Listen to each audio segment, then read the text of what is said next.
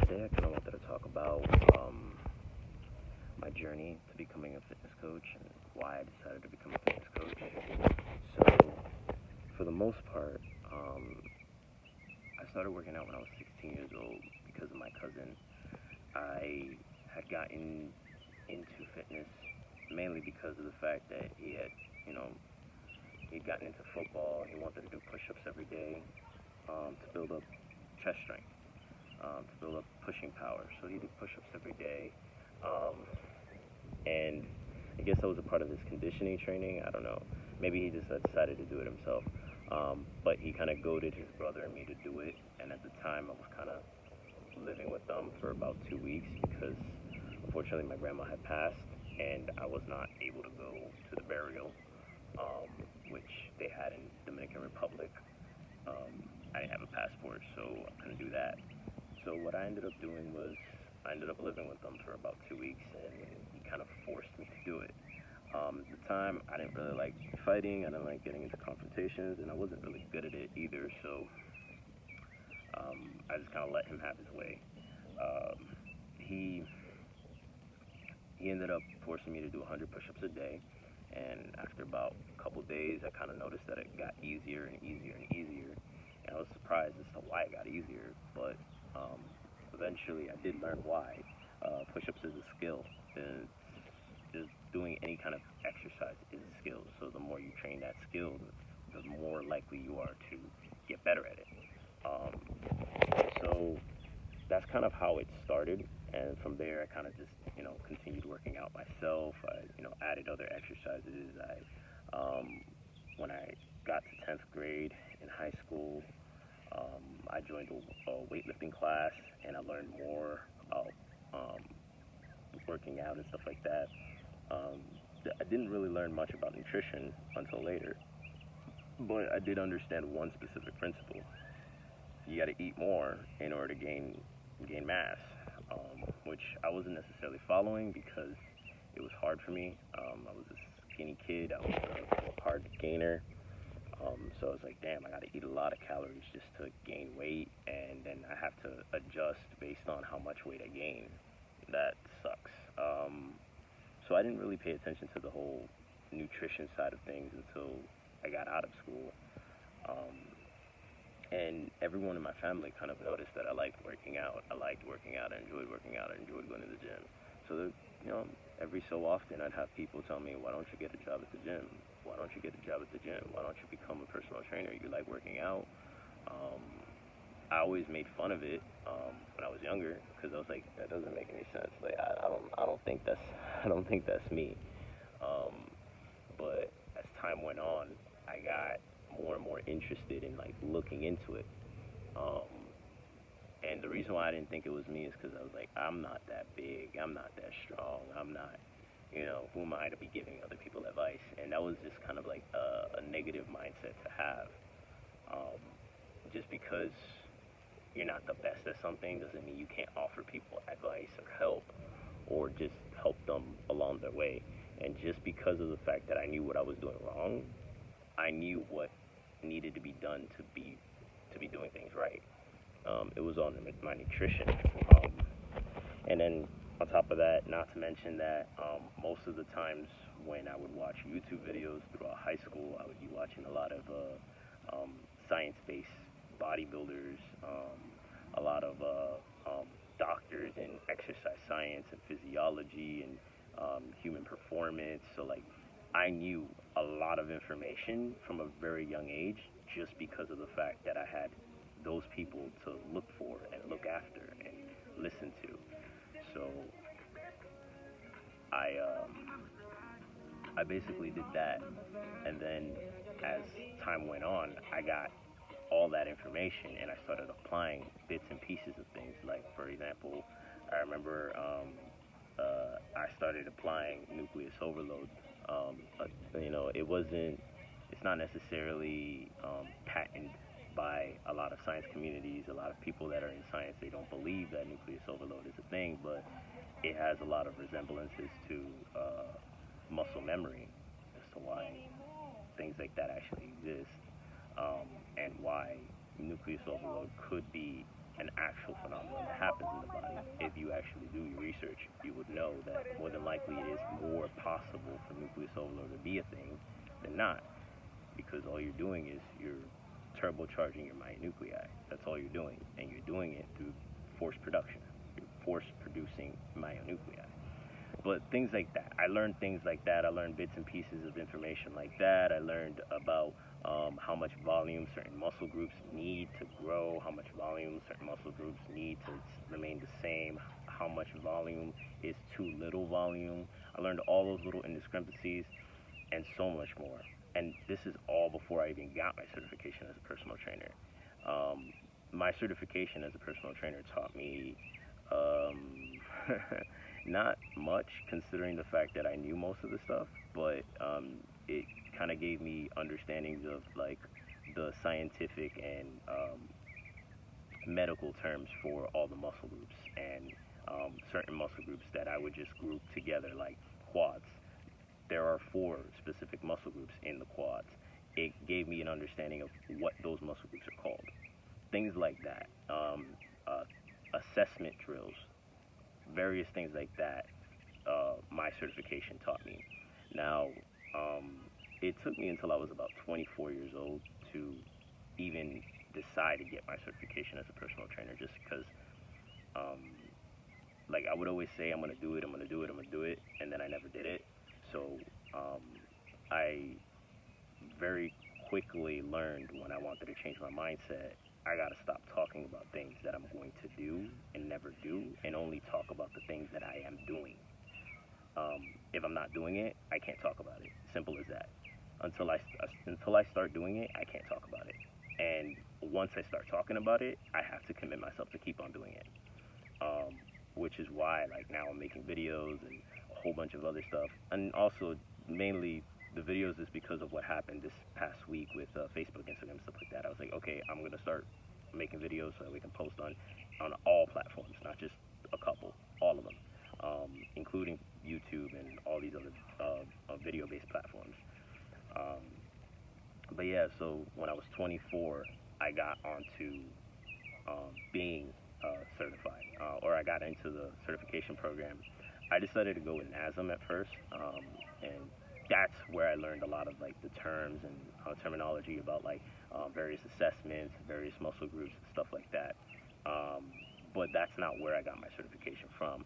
I actually failed that certification because of all those terminologies and all the scientific wordings and the way that they reverse certain things and how certain the context of certain questions can be flipped very quickly just by just changing a word or two, which I did not like. I also did not enjoy the process of getting the certification because they gave me a practice test, and like I felt like the practice test did absolutely nothing for me if I failed the test and I had passed the practice test multiple times before I even decided to attempt to take the test. But then I decided to, I took a year off from deciding to get my certification as a personal trainer because, that failure kind of set me back. I didn't feel confident in myself. There were other reasons why I failed that test too. I'm not going to lie, it's not 100% on the test.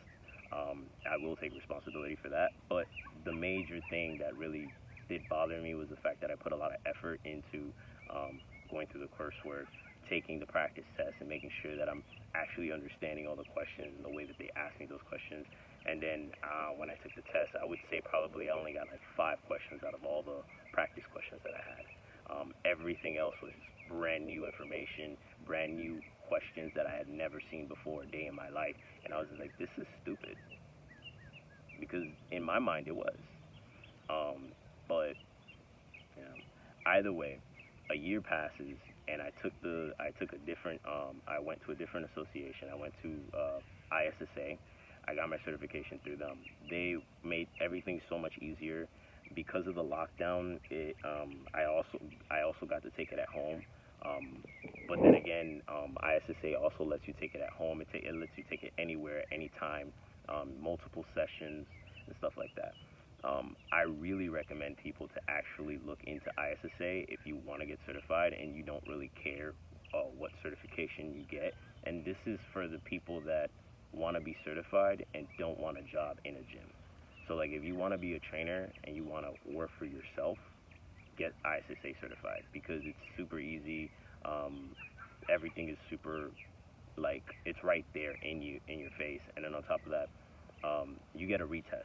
So even if you fail the first time, you can retake the test, and you pass it. And it's like, again, 5 sessions.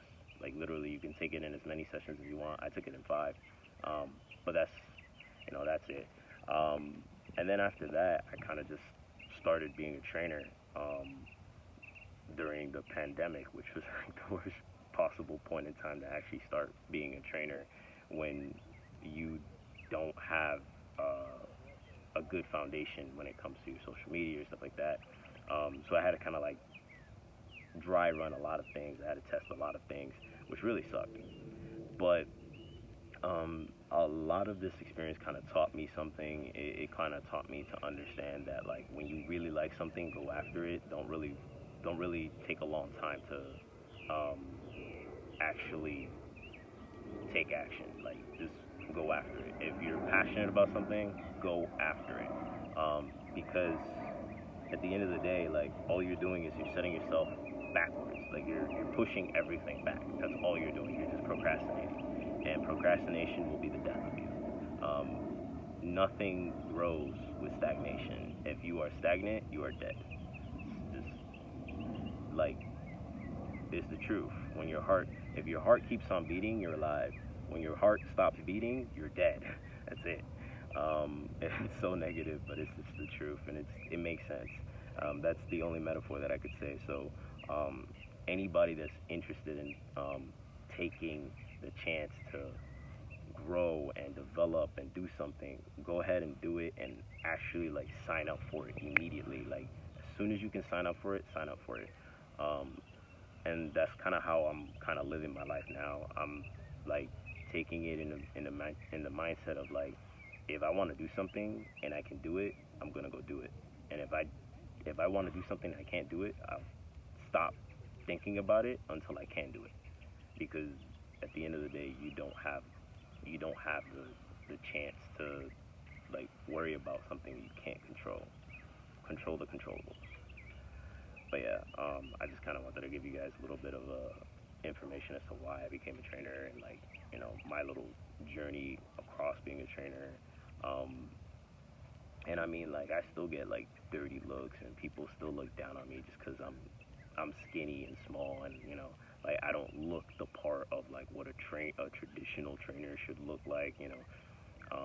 I don't really pay mind to other people's opinions. They're their opinions, and that's a limiting mindset. If you don't believe that you can do something, you're never going to do it.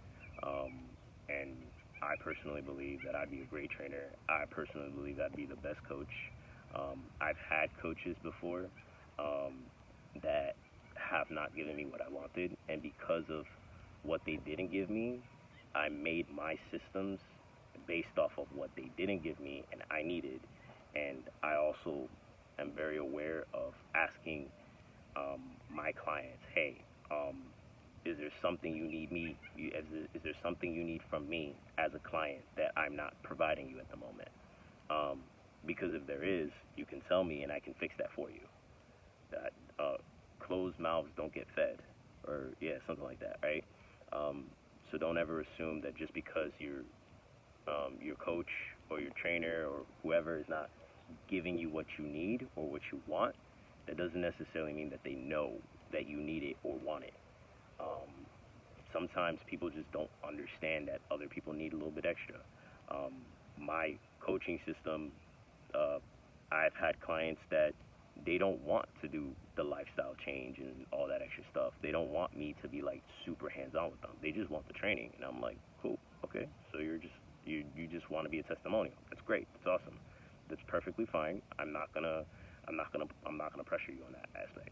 But then on the other hand, I have people that are like that want to do the lifestyle change as well. So why not be willing to work with both, or willing to help people out in the way that they need to be helped out, but also understand that it's your system is your system. So, yeah. But but yeah, like I just wanted to give you guys a little bit of heads up on like a little bit about my background and what I've gone through over the years. I'm currently 26 years old, so it's been about a year since I got certified as a personal trainer. Um, um, and I would say there's still a lot of education that I want to go through. Like I literally want to do a lot more, but right now none of that is in none of that has started. So I don't want to speak it. I don't want to speak on something that hasn't even like I have not even like signed the paper for yet. Um, but yeah, uh, hope you guys like this little introducing me kind of video. Um, if anything, leave comments. Let me know about your journeys too. Like, let me know what you guys think about my journey. Let me know about what you guys have been going through in your fitness journeys and your lifestyle journeys. Everything takes time, um, and when you're walking through darkness, keep going. And if you keep going, you will come to a better place. Like, we always got to keep on moving forward because if not, we're never going to be in a better place. So, little words of wisdom. Thank you for watching the video. Again, I'm out. See ya.